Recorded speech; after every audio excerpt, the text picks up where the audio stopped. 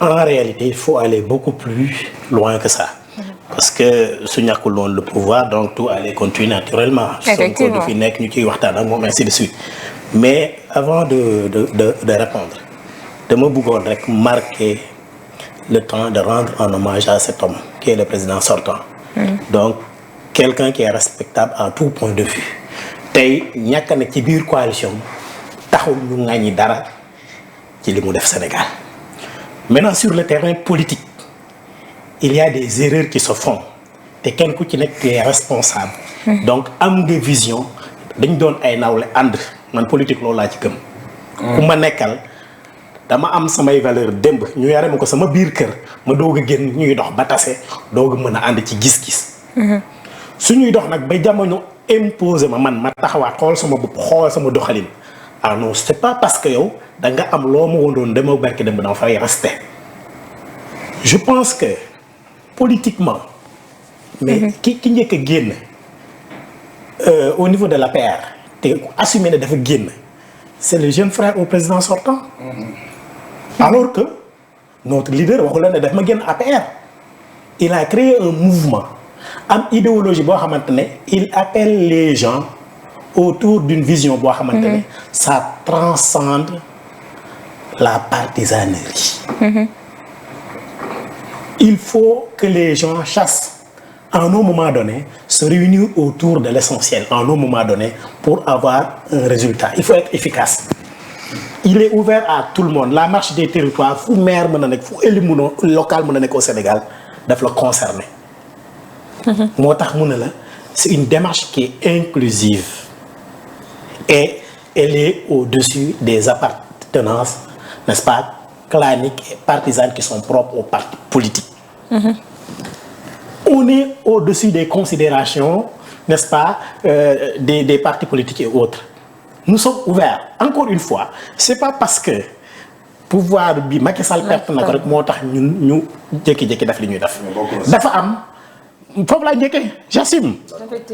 Mais nous lui donnons toujours le respect. Alors mais dafa am loo xamante ne moom laa la wax gis nga un leader politique surtout boo demee ba ñu responsabiliser jox la lu toll ni territoire. da nga war a am une marque particulière boo xamante ne daf lay caractériser. Et je pense que c'est pas pour rien ki nga xamante ne mooy la tête de liste nationale de la marche des territoires. Plusieurs années durant, chaque année on le dit que c'est le meilleur maire du Sénégal. C'est parce qu'il a une vision au-delà de l'avantage. Mais yéen a koy wax. yéen la presse ci yéen lañ koy dégg à chaque fois. Bon je passe. bu la neexee lan la Maguette Sène def bu ñu wax ko mën ko woon a wax ne yow yaay le meilleur. C'est vrai qu'il a def na nag quand même. non en réalité d'accord.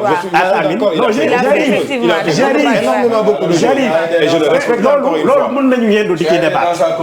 mën nañu yendu di ci débat. il a fait Michel loolu moom on le reconnaît. Ce qui est irréfutable. Ce qui est irréfutable. Merci on le reconnaît. Ce qui est irréfutable mooy Sénégal nit ki di nga am les ressources mais doo mën a matérialiser lu ñu gis te tout n'est pas rose à Malicounda mais comparativement vous direz chapeau bas au maire. Moi je suis d'une commune différente may ma rek je suis d'une commune différente je suis responsable je viens de Fissel et je donne un respect je suis très loyal à mon maire ñu ngi def lu ñu mën mais malheureusement les moyens ne suivent pas et pourtant li tax ba ñun mënuñoo dem satisfaire les besoins des populations mooy en quelque sorte l'État a pris des compétences bien des domaines de compétences mu ne la am waaye accompagnement bi des mu am suñu biir ñoo xamante ne la nature les a offert des avantages ku mel ni Barthélémy Diaz on l'a vu récemment muy apporter secours aux populations de Touba et de manière très remarquable et li muy def à Dakar c'est ce que Maguette Sène est en train de faire chez lui boo fa duggee nga xam ne kii góorgóorlu na mais def la nii du sama njàmbaarte moom moo ko may mais ça c'est de l'humilité même bu dul njàmbaarteem la vision est dedans mais tey jii nii li gën a am solo mooy que bu ñu tàmb kenn ni ko tu as trahi parce que Macky Sall a perdu le pouvoir c'est pas ça je vous ai dit encore une fois que nit ki faw mu wone ne man gis am naa gis am naa am lu am la loo xamante les preuves sont là sëñ bi Maguette Sène a réussi un maillage à 100% de l'électrification dans sa commune. C'est Maguette Sène qui l'a réussi ou c'est le gouvernement qui l'a réussi? Question-le. Non, mais je dis absolument bien sûr parce que dafa am yoo xamante ne c'est sur fonds propres la koy def. D'accord. bu fekkoonte ne fi état yem la bàyyi mbir mi. ce maillage complet du am. mais encore une fois yàlla sagal na ko may ko les ressources bu mën koo def moo tax mu bëgg ay moroomam ay naataango maire yi nekk ci biir àll bi nga xamante amuñu lool mu ne leen ñëw leen ñu boole suñu doole.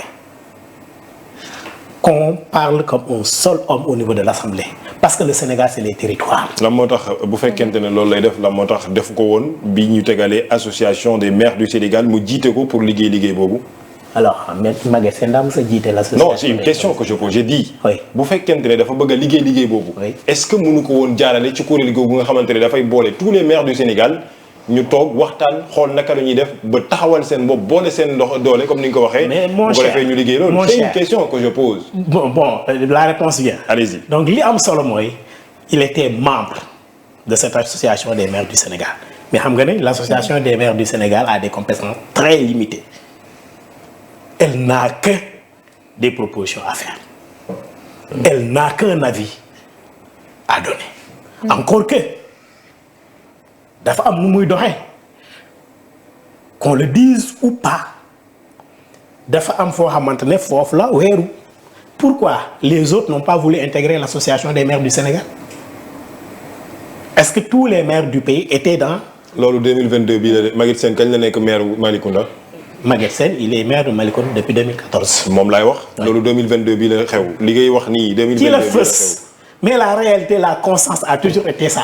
boo nekkee non mais c'est ça la réalité d'accord aussi. mais boo nekkee ci kuréel bi am na muy doxee. oui mu am loo xamante ne am ngeen yéene pour defar li nga xam ne mooy kuréel gi. wala li nga xam ne mënoo ko imposer. ah d'accord mais mën ngeen ko proposer. d'accord. est-ce que proposer ngeen ko. une fois bien sûr. xam nga yow Maguette Sène proposé na biir AMS. Maguette Sène proposé na biir AMS muy l'association des maires du Sénégal ngir ñu def lépp ba autonomie ñu mën ko jox les collectivités territoriales. Qu'est-ce que je vous ai dit mieux dafa am loo xamante ne c'est une réalité boo xamante ne mënu ko dindi. Maguette Sène bi mu wootee idée mu partagé ko ak tous les maires du Sénégal une bonne partie ñëw répondre c'était à Somone ñu waxtaan déggoo ñu fondé ce qu'on appelle le RADEL ils ont parti voir le président de la République def ay propositions. Le président a été sensible, il a pris acte. L'association des maires du Sénégal a rejoint l'idée et ça a porté ses fruits. Aujourd'hui les maires des collectivités territoriales yi gën a sori yi nga xamante ne ay 300 000 lañ leen doon fay allez demander une amélioration boo xamante ne à partir de constat bi mu def gis ay nawle nu ñuy doon coono bi ñuy sonn mu ne il va falloir que ça change da ngay dem ci benn collectivité locale ci benn mairie. Le secteur ministériel il touchait plus que le maire s'il se trouve que ce maire là amul beneen revenu. kooku ne serait-ce que sa dignité son autorité dans le service là c'est remis en cause. Loolu c'est un élément. Alors mu ne il faudrait également que les conseils municipaux te je me dis que ces actes matériels sax c'est pas le plus important mais au moins c'est une position boo xamante ne l'association des maires du Sénégal est venue appuyer ba mu doon aujourd'hui une réalité. Mais il souhaite aller plus loin que ça. Il faudrait que depuis la tribune de l'Assemblée nationale que la voix des collectivités territoriales soit entendue. D'accord. Élection législative yi dëgmal.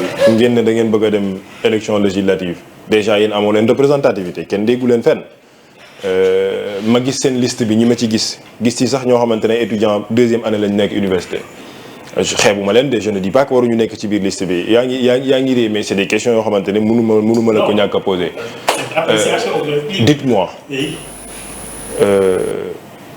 xanaa Maguette Sène gi rek ngeen bëgg mu dem assemblée. ñun gëm-gëm la ñu am nous souhaitons amener à l'Assemblée nationale le maximum d'élus locaux. Malheureusement pour défendre les malheureusement c'est un rêve. Absolument, bien sûr. Irréalisable. Qui ne rêve rien ne réagira. Irréalisable. Alors en tout cas en 2020. réalisable ou pas gis nga xam nga lan moo am solo oui nit ki da ngay am gëm-gëm. ça c'est vrai je suis d'accord. il y a des risques qui sont là. il y a une actualité donc boo xamante ñu ngi koy discuter bu fekkoonte ne c'était la seule personne de Maguette Sène qui comptait. il aurait pu quand même.